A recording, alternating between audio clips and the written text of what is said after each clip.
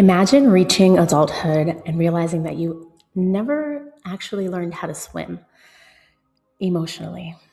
All your life, you stood at the edge of the pool, witnessing everyone else around you diving in deep. And there you are, staying safe, dry, and disconnected.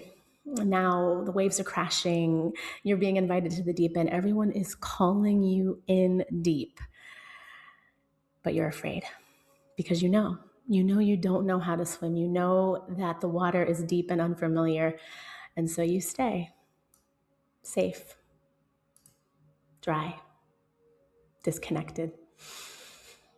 Today we're having a conversation about swimming, and not swimming, literal swimming, but a conversation about emotional depth and allowing yourself to lean into emotions and to release them through crying. If you're new here, welcome. My name is Jasmine Vieles. This is Mindfully Amplified. And in this space, we cover episodes that allow cultural exploration and personal growth. And in this space, I'm specifically inviting you to tune in and turn up the volume on your life and your business. Today, we're talking about emotional expansion, emotional growth. This is a space that's new for me. And if I'm being super honest, it has not been a place that I wanted to go by choice.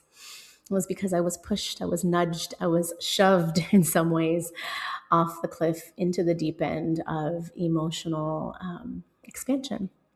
It's been a really tough journey. And if you're anything like me, you may have been raised with parents or conditioned through your environment and your experiences to avoid fear, avoid the fear of emotions, and feel pretty clear that it's safer for you to stay in this place of starkness and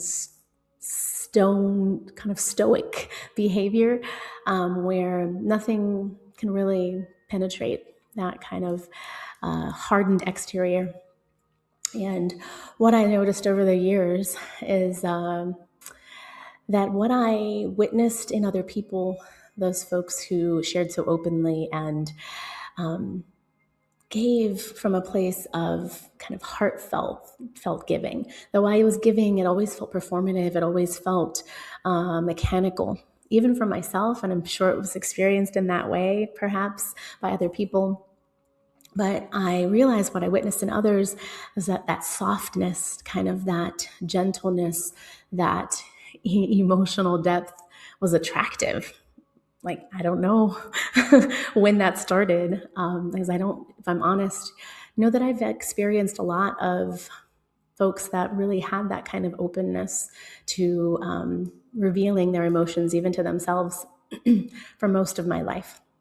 And so over these last few years in my adulthood, I've had 4 decades of life now, 4 decades plus of life now, I realized that I and started being introduced to a lot of folks that just have this more gentle way of being, more open, more vulnerable way of behaving. And there was something that felt like it was calling me to that life, like I was being called to the water.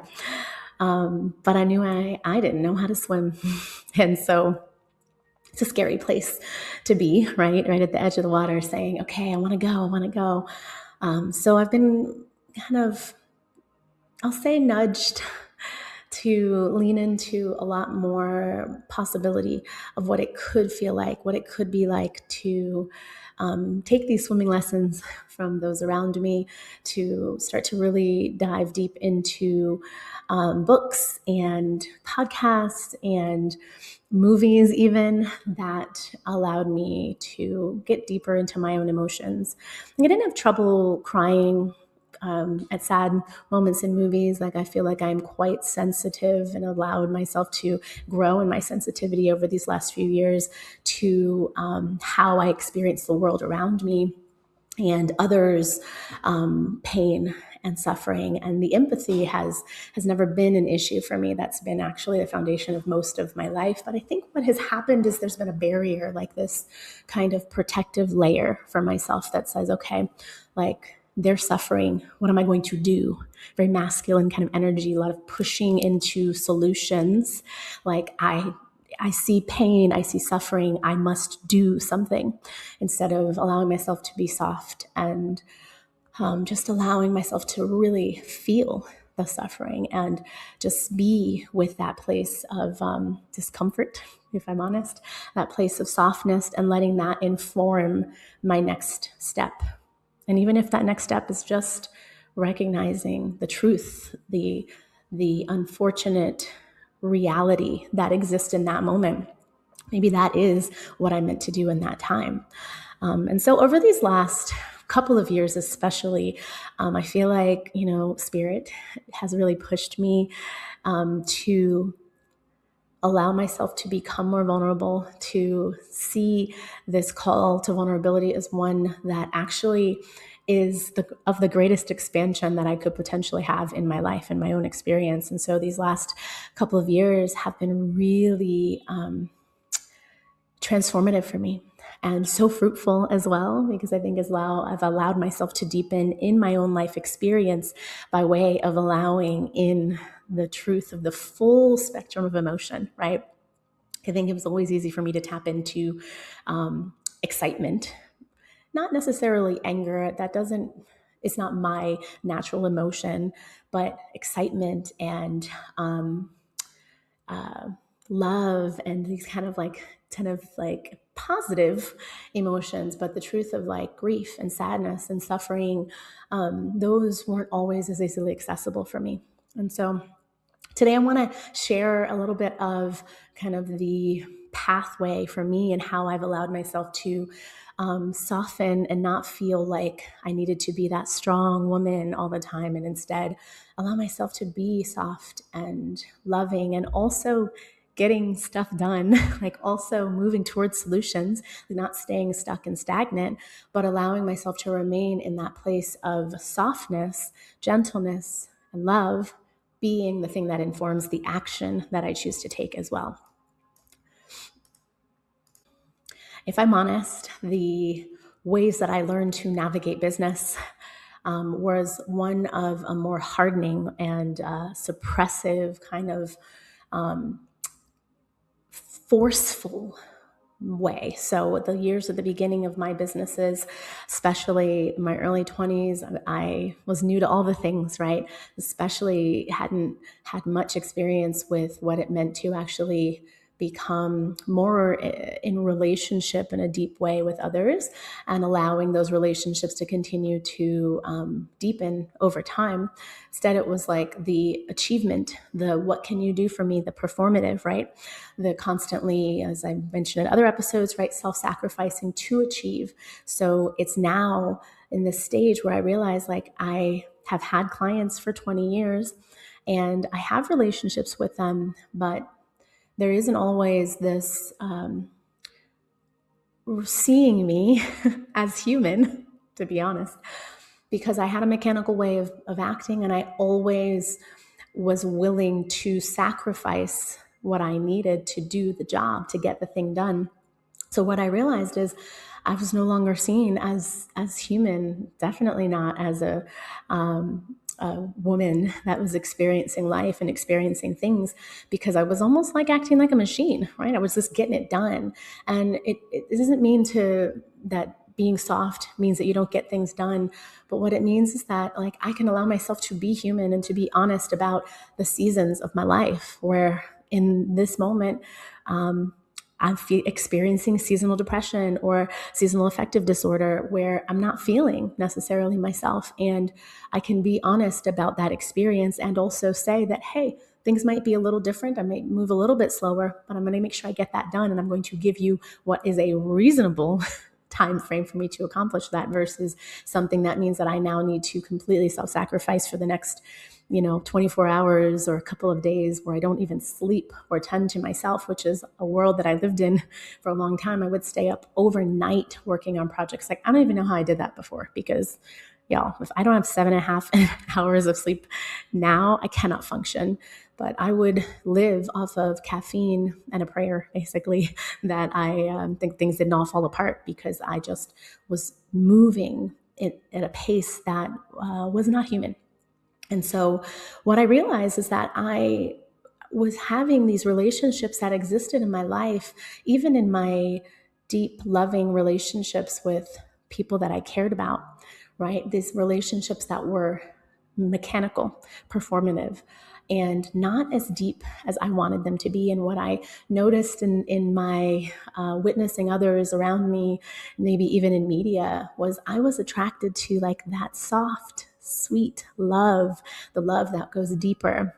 And so, as the universe would have it, I had a big lesson in that over the last couple of years, and it has kind of cracked me open to allow myself to see that I can exist happy and whole and truly I would say achieving the things that I desire, right? Moving towards the things that I desire in my life, while also deepening in my love, both for myself and for those around me, the people that I care about. So all of that needed me to take swimming lessons. And so these swimming lessons, as I said, the swimming lessons are not literal swimming lessons. It's me learning to exist when the water is flowing, when the tears are coming, when the emotions are not scary and meant to be kind of stuffed down and hidden, but instead the emotions are invited in, right? Like, come in, you're welcome here, you're home, right? To myself, not to just other people, like not me crying in front of other people, but me just allowing me to feel what I need to feel in those moments, and not feeling the desire, intense desire many times, to run, like full force run away from the emotions. And so some of the things that have helped me, I'll share a lot of these over other episodes, but some of the practices that have helped me, we've talked about and continue to dive into journaling and mirror work, and me really learning to soften with myself and see myself, but also this concept of a cry date. And I like to think of them as swimming lessons. That's what I call it to myself now. I even have a playlist that I created for myself that is called Swimming Lessons, or Learning How to Swim. I think it's called Swimming Lessons. And basically, they're just songs on there that evoke deep emotion in me, and perhaps from memories, or perhaps because the lyrics are just so beautiful, or the arrangement is so beautiful, right? It's like there is something in the production value of these songs that cause me to feel a lot of things. Sometimes it's deep love, sometimes it's deep sadness and grief. Sometimes it's a mix of both. And what has come up for me is like this ability for me to move into a place of deeper emotion. And so the idea of a cry date is not something I created. It's actually from a book that I read by Prentice Hemphill. The book is called What It Takes to Heal, I believe. And Prentice Hemphill talks about a lot of different things in this book, but one of the kind of main themes of healing that she mentions in the book is the idea of emotional vulnerability, and being vulnerable also with ourselves, softening a bit and allowing ourselves to cry. And so the idea of a cry date is very simply having a time scheduled where you allow yourself to cry. And it might seem simple, might seem silly, but if you are like me and you think back to like the crying that maybe you've experienced, and you're honest, or like, maybe I have felt tears come, but it perhaps was because of a show or a movie or something that I watched of someone else's suffering. But like, when was the last time that I felt an emotion, even if it was tears of joy, where I allowed those tears to actually come forth, right? And it feels like a necessary thing, right? Where we allow the full spectrum of the emotions to come through, to exist, and to happen in our lives, in our full experience of this life. And so, why does this matter? Like, why is this even a conversation? And so, if you're on this channel,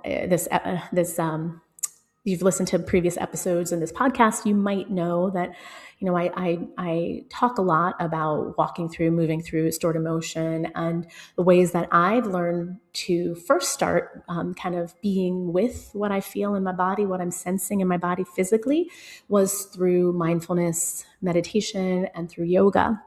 And I do believe that there are many pathways to understanding what's there. But the truth is that when we find what's there, we need to acknowledge the fact that those emotions, those feelings, those things are trying to tell us something.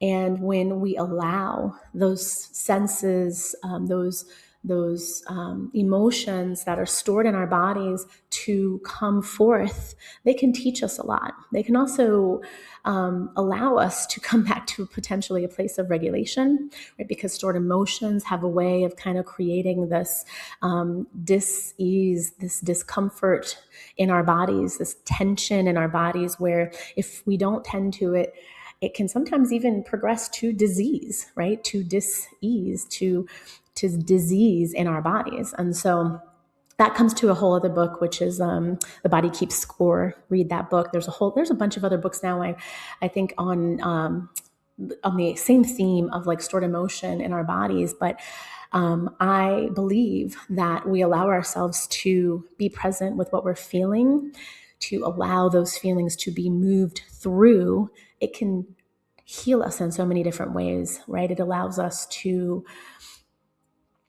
be present with what's there and allow ourselves to also hear perhaps what we need more clearly, what we need moving forward. Okay, so this practice of cry date, as I said, is, I like to call it swimming lessons. It is allowing ourselves to feel. And so Prentice has this quote where in the book that I believe Prentice uses she, her pronouns. I could be wrong. So Prentice, I'll just use Prentice's name. Prentice has a quote that says, "Feeling is a form of liberation." And so think about that as like, if we allow ourselves to feel, to like let the feelings actually come through, and how freeing that can be. We allow ourselves to experience the full spectrum of this emotion, how powerful we can feel just in our own bodies, in our own vessels, right? And allowing ourselves to experience the fullness of our entire emotional spectrum. Like, we were given these feelings for a reason.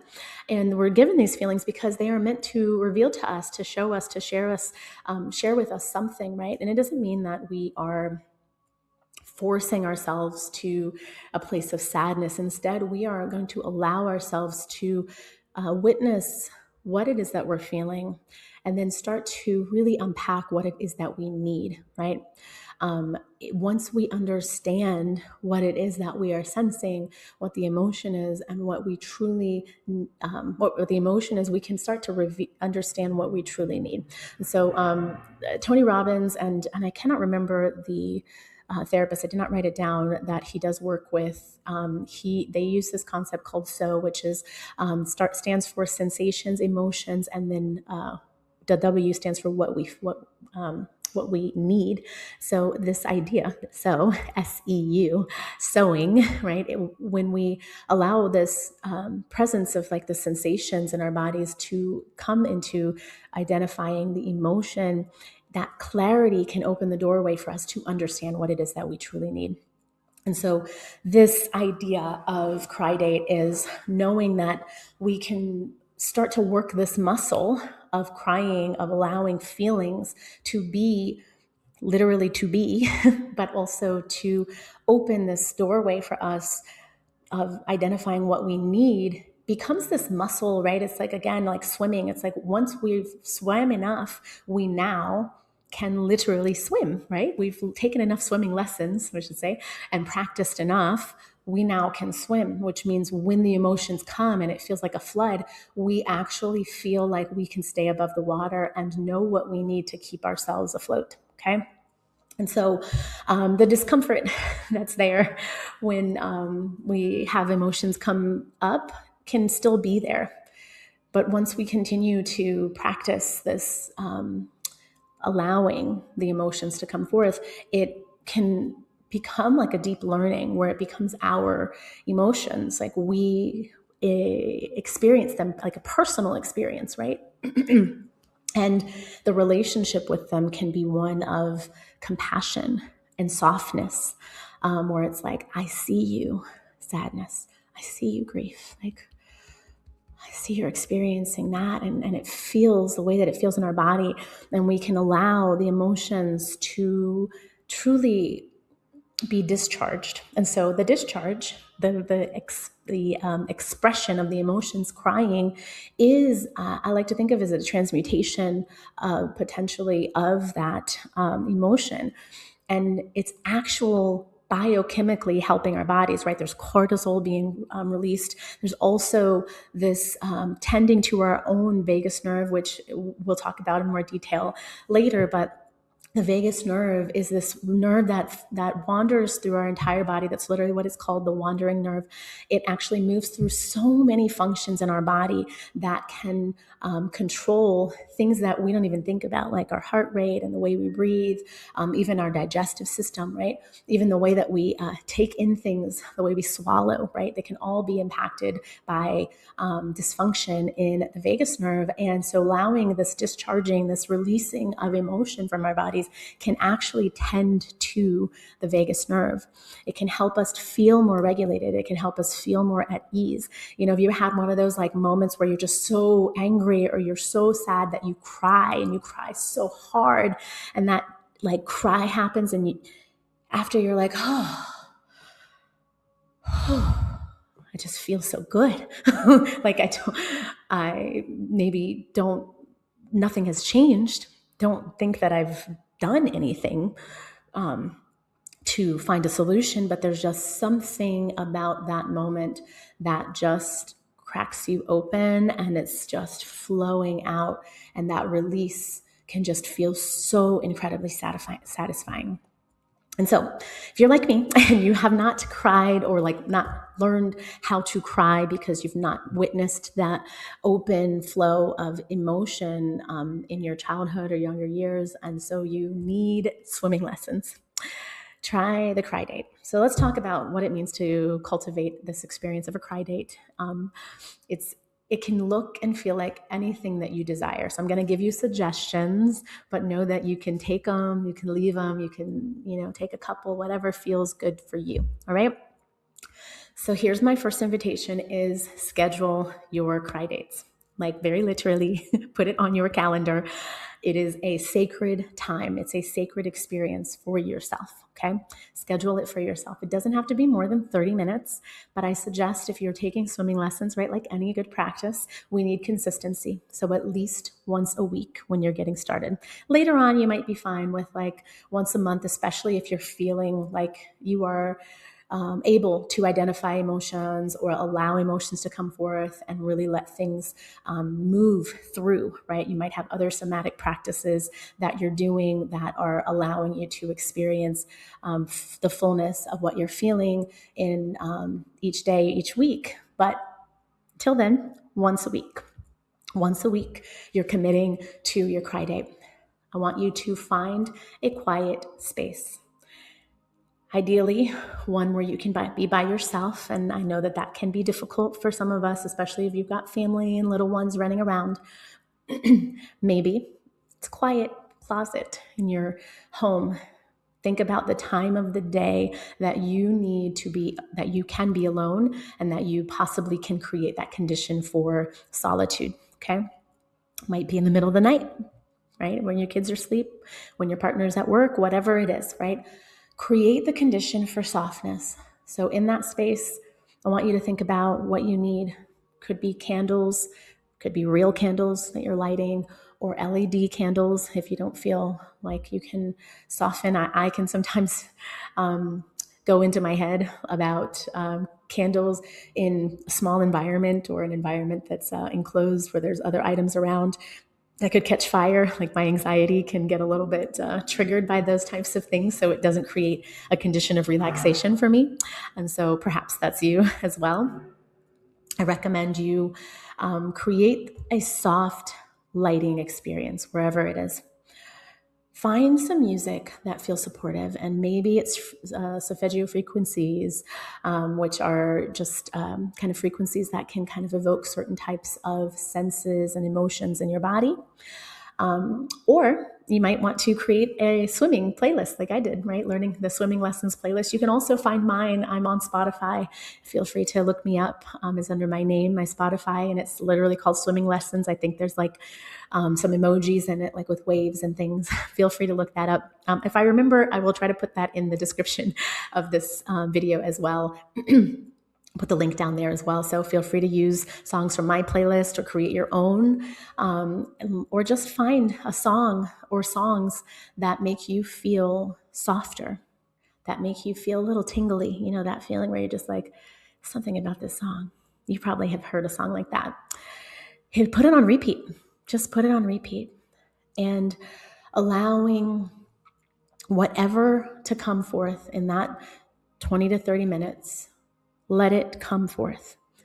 Could be asking those questions to yourself, like, what am I sensing in my body right now? What am I feeling? And then eventually maybe making it to the what do I need? I want you to stay in the sensing and the emotion as long as you can. And breathe in, just deep, deep breaths, just I feel so sad, or I feel so happy, or I feel so joyful, or whatever it is, right? I feel grief.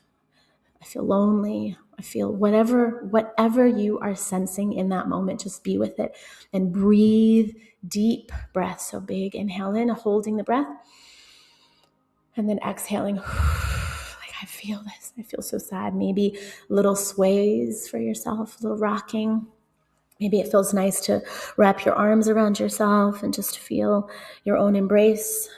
Maybe it feels nice to take your favorite blanket, or for me, I have my favorite stuffed animal that I like to snuggle with, that I like to cuddle with, and just be for those 20 or 30 minutes. Whatever wants to come forth, let it come. Sometimes it's anger. Have a pillow there.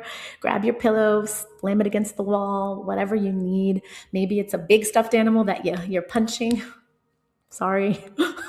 Sorry to your stuffed animal, but whatever it is, right? Maybe you need to get some sort of stuffed animal, or like big fluffy pillow that you can punch, or you can scream into in that moment, right? The cry dates aren't always meant for tears to flow, right? Sometimes the emotions that come up are bigger, different emotions that need different things, right?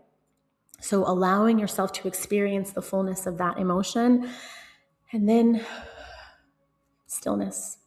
It's like, let your body do what it needs to express, and then just you in stillness.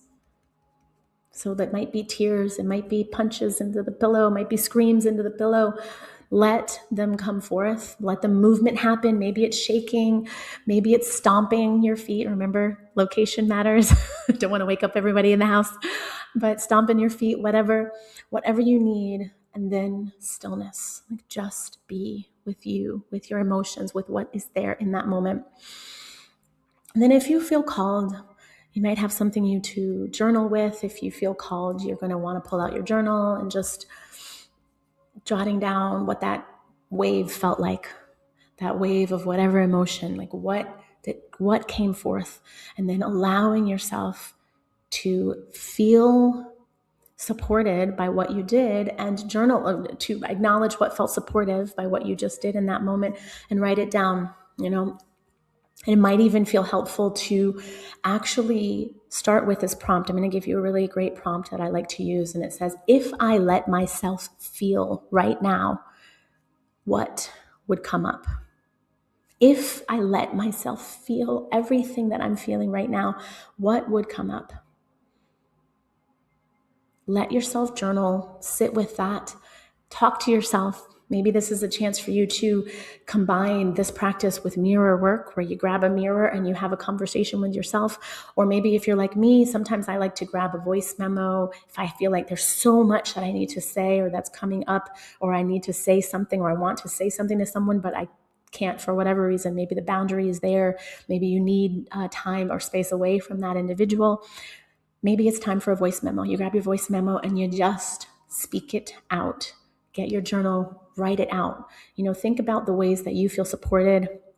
If it feels like kinesthetically you need the, creating something, writing something, whatever it is, let it come forth. Let it move out of your body.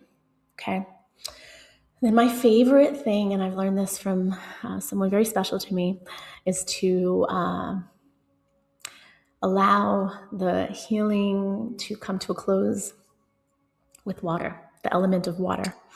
So that might be taking a bath, might be taking a shower, might be going into a hot tub if you have, but just allowing the water to transmute, to take over and continue to alchemize the emotions that are coming up for you.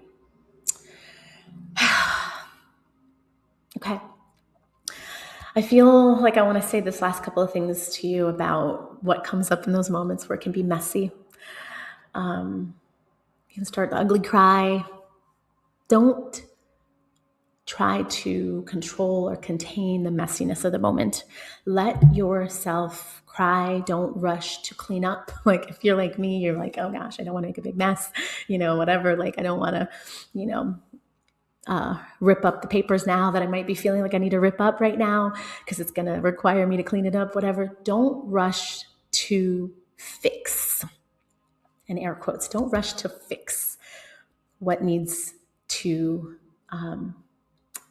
what you think needs to be fixed in that moment. Like don't, just let it be. Let it be messy. If you need to, go to a rage room, like release the anger and not feel like you have to clean it up, right? Release the frustration and not feel like you have to rush to do anything to correct the messiness of the moment, right?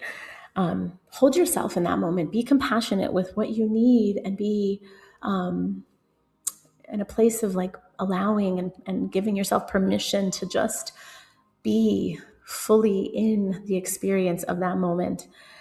Know that you'll come back to it. You'll come back and clean it up. You'll do the things you need to do to tend to it.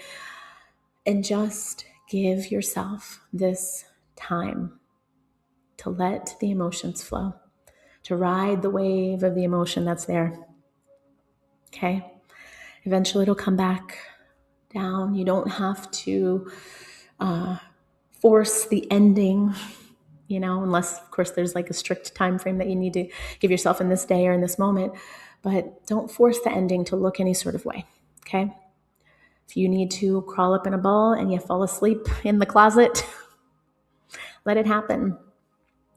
You don't have to end with the water like I suggested, but if you choose to, you go into the element of water or another element that feels nurturing for you. Maybe it's you need to get out in air and just let the cold air hit your face, whatever it is, right? Make the choice to be with whatever ending needs to be and soften to yourself and just continue this practice, right? You've committed to this. You're doing it once a week. I want to hear from you. I want to know how the cry dates are working for you. Give yourself this time, no judgment. What does it feel like? How is it shifting how you experience yourself? How does it feel when you allow the emotions to come forth, to have a home, to have a place to go once a week? What does that feel like? Let me know. Stay in touch with me. If you aren't connected with me on socials already, you can find me on social media, Amplified by Jasmine or Mindfully Amplified. Both of those spaces, I would love to hear from you. You can tag me, you can DM me, however you want to reach out to me and let me know how these practices are showing up in your life and how they're supporting you and how there may be something else that you're doing, other advice that you have, other tips that you have. Please share them. I would love to hear more from you. And if you haven't already followed or subscribed to this space, please do that and make sure that you're liking and supporting in the ways that feels great to you. So maybe sharing with other friends if you feel like it's something that they could find supportive in this season of their lives as well. I hope that felt possible for you, accessible for you. And I look forward to just hearing all the ways that it's showing up in your life. Thank you so much for taking this time to listen to this episode of Mindfully Amplified podcast. And I look forward to seeing you guys real soon. Take care.